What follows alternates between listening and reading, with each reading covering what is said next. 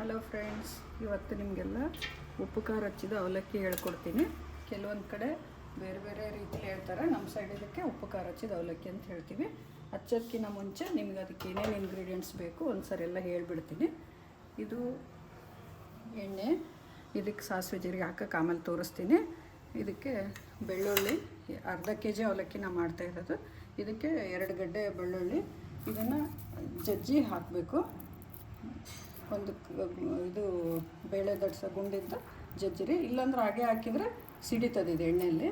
ಬೆಳ್ಳುಳ್ಳಿ, ಹುರ್ಕಡಲೆ, ಶೇಂಗಾ ಬೀಜ, ಇದಕ್ಕೆ ನಾವು ಸ್ವಲ್ಪ ಡ್ರೈ ಫ್ರೂಟ್ಸನ್ನು ಆ್ಯಡ್ ಮಾಡ್ತಾಯಿದ್ದೀನಿ. ಬಾದಾಮಿ, ಗೋಡಂಬಿ, ಒಣ ದ್ರಾಕ್ಷಿ, ಸ್ವಲ್ಪ ಬಿಳಿ ಎಳ್ಳು, ಆಮೇಲೆ ಸ್ವಲ್ಪ ಕಸಕಸೆ. ಸರಿ, ಈಗ ಏನು ಮಾಡೋದಂತ ನಿಮಗೆ ತೋರಿಸ್ಕೊಡ್ತೀನಿ. 4 ಟೇಬಲ್ ಸ್ಪೂನಷ್ಟು ಎಣ್ಣೆ ಹಾಕ್ರಿ.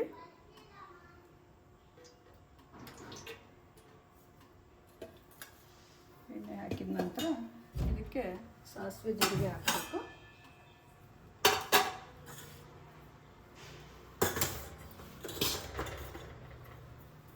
ಸ್ವಲ್ಪ ಸಾಸಿವೆ, 2 ಟೀ ಸ್ಪೂನ್ ಜೀರಿಗೆ, ಇಷ್ಟು ಸಾಕು.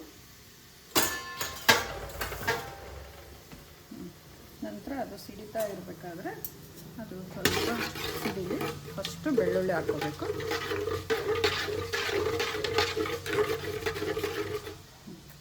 ಇದು ಚಟಪಟ ಸಿಡಿಬೇಕಾದ್ರೆ ಬೆಳ್ಳುಳ್ಳಿ ಹಾಕೋಣ. ಇದು ಬೆಳ್ಳುಳ್ಳಿ ಸ್ವಲ್ಪ ಕೆಂಪು ಫ್ರೈ ಆಗಬೇಕು.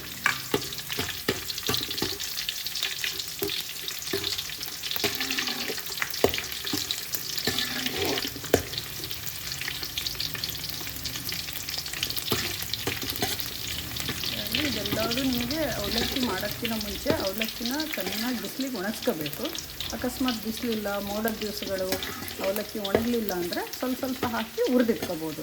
ಬಟ್ ನಮ್ಮಲ್ಲಿ ಬಿಸಿಲು ಚೆನ್ನಾಗಿರೋದ್ರಿಂದ ನಾನು ಅವಲಕ್ಕಿ ಚೆನ್ನಾಗಿ ಬಿಸಿಲಿಗೆ ಒಣಗಿಸ್ಕೊಂಡಿದ್ದೀನಿ.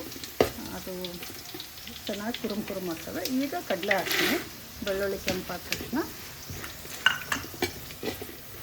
ಇದಕ್ಕೆ ನೀವು ಕರಿಬೇವು ಸೊಪ್ಪು ಬೇಕಂದರೆ ಆ್ಯಡ್ ಮಾಡ್ಕೋಬೋದು. ನಾನು ಮಾಡ್ತಾಯಿಲ್ಲ.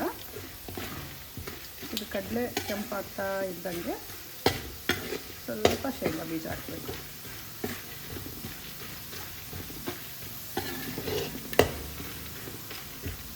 ಶೇಂಗಾ ಬೀಜ ಹಾಕ್ತೀನಿ. ಇದು ಕೆಂಪಾಗ್ತಿದ್ದಂಗೆ ನಿಧಾನಕ್ಕೆ ಲೋ ಫ್ಲೇಮ್ ಇಟ್ಕೊಂಡು ನಿಧಾನಕ್ಕೆ ಹುರಿರಿ. ನಾನಿಷ್ಟು ದೊಡ್ಡ ಬಾಣಲೆ ಹಾಕಿಟ್ಟಿದ್ದೀನಿ ಅಂದರೆ ಚೆನ್ನಾಗಿ ಕೈ ಆಡ್ಸೋಕ್ಕೆ ಅನುಕೂಲ ಆಗುತ್ತೆ ಅಂತ ಇಟ್ಕೊಂಡಿದ್ದೀನಿ. ನಿಮ್ಮ ಕಂಫರ್ಟ್. ಮತ್ತು ಶೇಂಗಾ ಕೆಂಪಾಗ್ತಿದ್ದಂಗೆ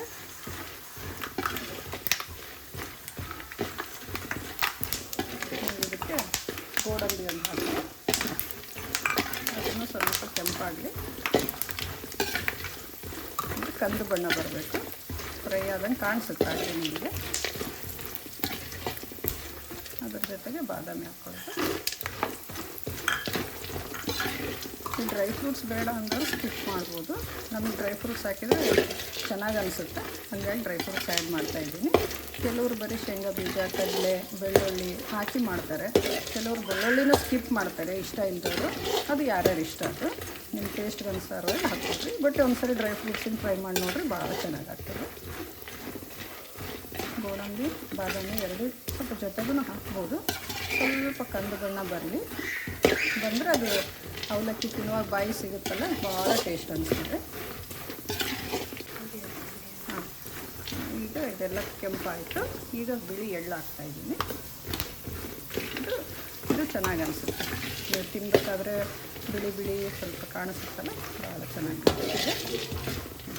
ಈಗ ಸ್ವಲ್ಪ ಕಸಕಸೆ,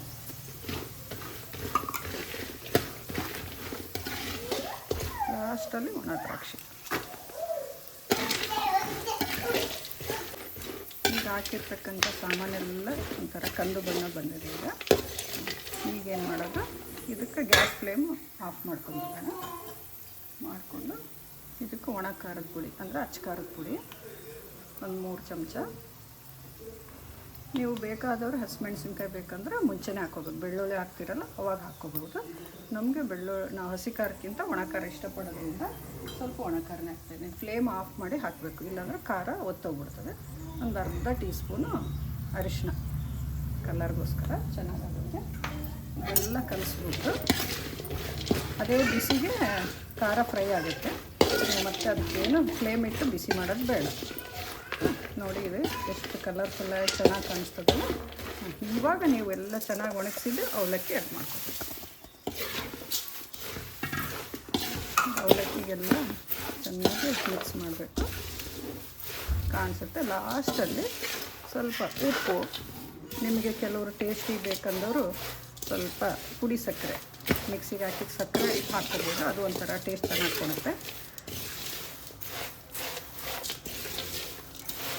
ನಾವು ಸ್ವಲ್ಪ ಪುಡಿ ಸಕ್ಕರೆನ ಹಾಕ್ತೀವಿ.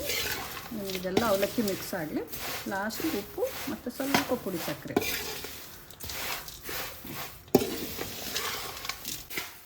ಇದೆಲ್ಲ ನೀಟಾಗಿ ಕಲಿಸಿದ್ದಾಯ್ತು. ಈಗ ಎಲ್ಲ ಹೊಂದ್ಕೊಂಡಿದೆ ನೋಡಿರಿ ಎಣ್ಣೆ ಜೊತೆ ಅವಲಕ್ಕಿ. ಈಗ ಮೇಲೆ ಏನಿದೆಯಲ್ಲ ನಿಮಗೆ ರುಚಿಗೆ ತಕ್ಕಷ್ಟು ಉಪ್ಪು ನೀವು ನೋಡಿ ಹಾಕ್ಕೊಳ್ರಿ. ಆಮೇಲೆ ಸ್ವಲ್ಪ 1-2 ಟೀ ಸ್ಪೂನಷ್ಟು ಪುಡಿ ಸಕ್ಕರೆ ಪುಡಿ ಸಕ್ಕರೆ ಹಾಕೋದ್ರಿಂದ ಇದೊಂಥರ ವಿಶೇಷವಾದ ಟೇಸ್ಟ್ ಕೊಡುತ್ತೆ. ಹಾಕಿ ಚೆನ್ನಾಗಿ ಮಿಕ್ಸ್ ಮಾಡಬೇಕು. ಇದೆಲ್ಲ ಮಿಕ್ಸ್ ಆದಮೇಲೆ ಸ್ವಲ್ಪ ಇದೇ ಪಾತ್ರೆಯಲ್ಲಿ ಬಿಟ್ಟು ತಣ್ಣಗಾದ್ಮೇಲೆ ನೀವು ಯಾವುದಾದ್ರೂ ಒಂದು ಸ್ಟೀಲ್ ಡಬ್ಬೆನೋ ಪ್ಲಾಸ್ಟಿಕ್ ಡಬ್ಬೆನೋ ತುಂಬಿಟ್ಕೊಂಡ್ರೆ ನೀವು ಚೆನ್ನಾಗಿ 15 ದಿವಸ ತಿಂಗಳವರೆಗೂ ಇಟ್ಕೊಂಡು ತಿನ್ಬೋದು. ಏನೂ ಆಗಲ್ಲ. ಸಂಜೆ ಸ್ನ್ಯಾಕ್ಸಿಗೆ ಯಾರಾದರೂ ಗೆಸ್ಟ್ ಬಂದಾಗ ಸ್ವಲ್ಪ ಒಂದು ಸ್ವೀಟು ಒಂದಿಷ್ಟು ಅವಲಕ್ಕಿ ಜೊತೆ ಕೊಟ್ಟರೆ ಭಾಳ ಚೆನ್ನಾಗಿರ್ತದೆ. ಓಕೆ, ಈಗ ನಮ್ಮದು ಅವಲಕ್ಕಿ ಚೂಡ ಆಗಿರ್ಬೋದು, ಅವಲಕ್ಕಿ ಉಪ್ಪು ಖಾರ ಹಚ್ಚಿದ ಅವಲಕ್ಕಿ ಆಗಿರ್ಬೋದು, ಕರ್ದ ಅವಲಕ್ಕಿ ಆಗಿರ್ಬೋದು ರೆಡಿಯಾಗಿದೆ ನೋಡಿರಿ.